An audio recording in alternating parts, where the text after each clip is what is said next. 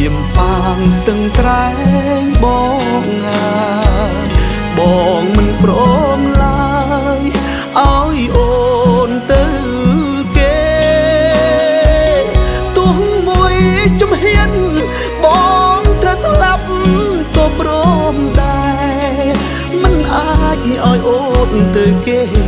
ព្រោះតែក្តីស្នេហ៍ពេញព្រៀបបេះដូងអូសៀមប៉ាងស្ទឹងត្រែងបងហើយរៀមបានធូរស្បើយពេលស្ដាប់ចំឡើយបេះដូងអូនថាមិនអាចទៅណាចោលបងទុនលេសេកុងអ្នកជាស័ក្តិសិទ្ធិស្នេហ៍យើ